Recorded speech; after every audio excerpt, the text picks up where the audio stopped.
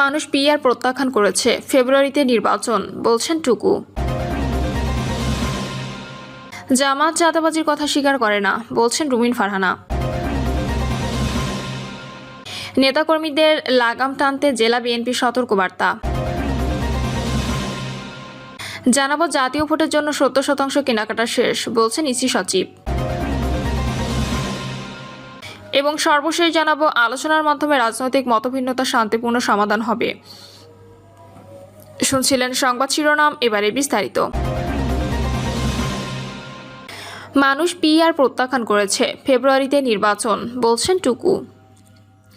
বিএনপির প্রচার সম্পাদক সুলতান সালাউদ্দিন টুকু বলেছেন, বাংলাদেশের মানুষ সংখ্যানুপাতিক প্রতিনিধিত্ব পদ্ধতি প্রত্যাখ্যান করেছে। মানুষ কিন্তু পিআর পদ্ধতি বোঝে না। মানুষ পূর্বে যেভাবে ভোট দিয়েছে এবং যে পদ্ধতিতে মানুষের আস্থা, সেই পদ্ধতিতে ভোট দেবে এদেশের জনগণ।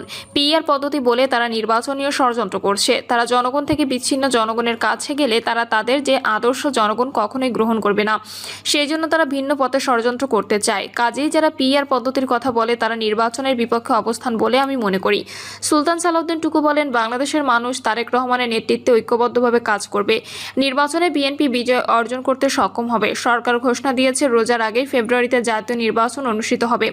বাংলাদেশের জনগণ আশা করে সরকার একটি নিরপেক্ষ নির্বাচনের ব্যবস্থা করবে। আমরা আস্থা রাখতে চাই ফেব্রুয়ারির মধ্যে নির্বাচন হবে।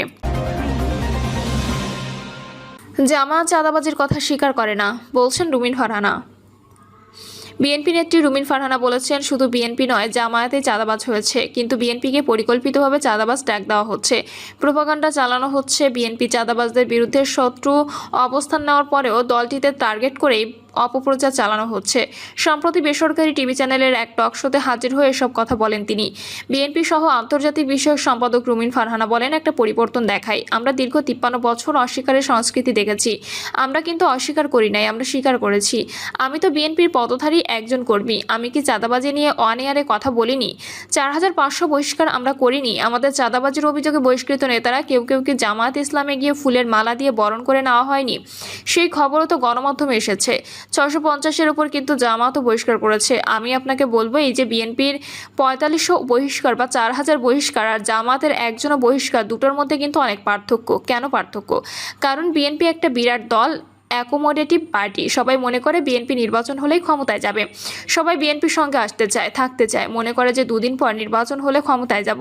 সো নানা রকমের মানুষের একটা বড় মেলা হচ্ছে বিএনপি। জামাত তো সৎ লোকের শাসন চায়, সৎ ব্যক্তির শাসন চায়। তাদের এখানে কি করে 650-এর উপরে চাঁদাবাজের জন্য বহিষ্কার করা যায়? আমি এখন যে কথাগুলো বলেছি তা এগুলোর পরিপ্রেক্ষিতে যে উত্তরগুলো আসবে, তখন কিন্তু তারা শরিয়া আইন ফলো করবে না। শরিয়া আইনে আপনি একজন অজানা নারী সম্পর্কে যা তা বলে ফেলবেন, এটা কিন্তু শরিয়া আইনে এইভাবে হয় না।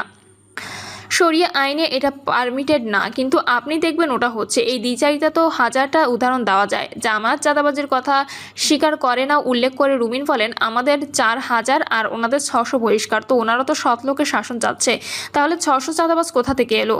জামাত ইসলামের কেউই কখনো স্বীকার করে না যে তাদের দলের ভেতরে চাঁদাবাজ আছে। তারা কোনোদিন সেটা স্বীকার করবে না।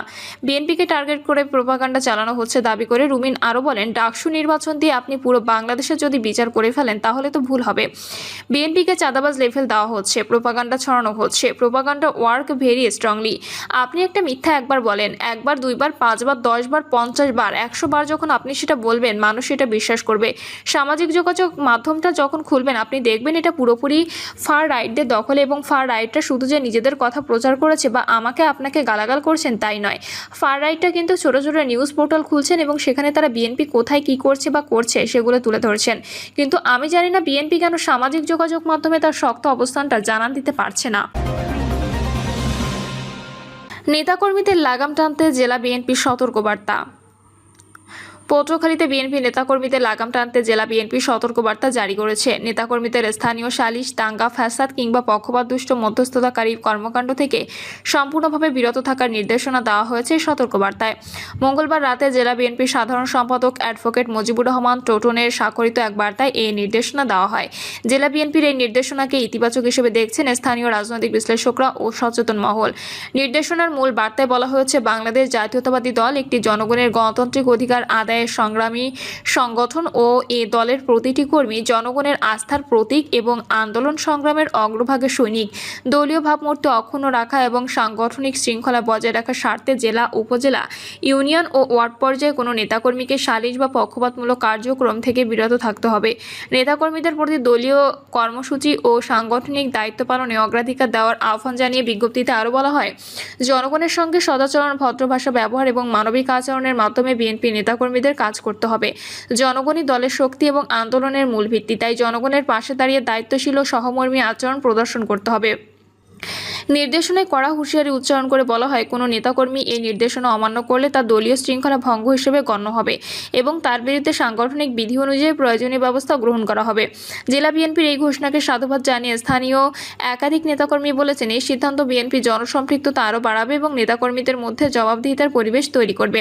রাজনৈতিক অঙ্গনে শুদ্ধাচার প্রতিষ্ঠায় এটি সময়োপযোগী পদক্ষেপ। এই নির্দেশনার মাধ্যমে পটুয়াখালী জেলা বিএনপি দলীয় নেতাকর্মীদের মাঝে শৃঙ্খলা বজায় রাখার পাশাপাশি একটি সুশৃঙ্খল রাজনৈতিক চর্চার দৃষ্টান্ত স্থাপন করতে চায়। সময় বলে দেবে এই নির্দেশনা মাঠ পর্যায়ে কতটা বাস্তবায়ন হয় এবং দলের ভাবমূর্তি রক্ষায় কতটা কার্যকর প্রভাব ফেলবে। হঠাৎ নির্দেশনা জারির ব্যাপারে পটুয়াখালী জেলা বিএনপির সাধারণ সম্পাদক অ্যাডভোকেট মুজিবুর রহমান টোটন বলেন, সামনে জাতীয় সংসদ নির্বাচন ও জনগণের কল্যাণের কথা চিন্তা করে নেতাকর্মীদের এই নির্দেশনা দেওয়া হয়েছে। এই নির্দেশনা পরিপন্থী কেউ কাজ করলে তার বিরুদ্ধে কঠোর সাংগঠনিক ব্যবস্থা গ্রহণ করা হবে। জাতীয় ভোটের জন্য 70% কেনাকাটা শেষ, বলছেন ইসি সচিব। আগামী জাতীয় সংসদ নির্বাচনে ভোটের জন্য 70% কেনাকাটা ইতিমধ্যে শেষ হয়েছে বলে জানিয়েছেন নির্বাচন কমিশন সচিব আক্তার আহমেদ।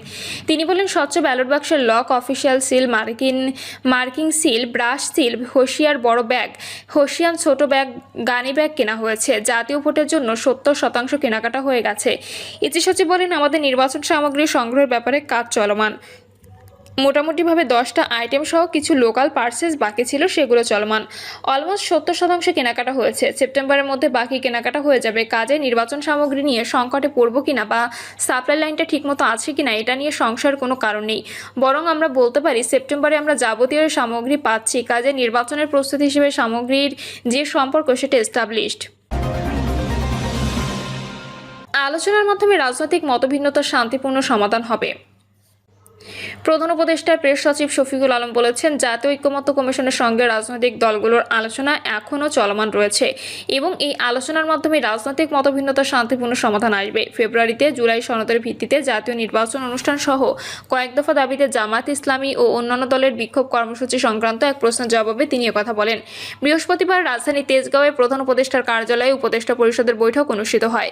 সভা শেষে প্রেস সচিব ফরেন সার্ভিস একাডেমিতে সাংবাদিকদের ব্রিফিং করেন। প্রেস সচিব বলেন, আমরা আশাবাদী যে ঐক্যমত্য কমিশনের সঙ্গে রাজনৈতিক দলগুলোর আলোচনার মাধ্যমে সবকিছু সমাধান হবে। অপর এক প্রশ্নের জবাবে শফিকুল আলম জানান, চলতি বছর জাতিসংঘ সাধারণ পরিষদের অধিবেশনে প্রধান উপদেষ্টার আমন্ত্রণে রাজনৈতিক দলের নেতারা অংশ নেবেন। তিনি স্পষ্ট করেন, এই সফর বাংলাদেশের নির্বাচন কেন্দ্রিক কোনো মধ্যস্থতা বা আলোচনার জন্য নয়, বরং গুরুত্বপূর্ণ আন্তর্জাতিক অনুষ্ঠানে অংশগ্রহণের জন্য। প্রিয় দর্শক, এই ছিল এখনকার সর্বশেষ সংবাদ। আপডেট সব সংবাদ পেতে চ্যানেলটি সাবস্ক্রাইব করে বেল আইকনটি ক্লিক করে রাখুন।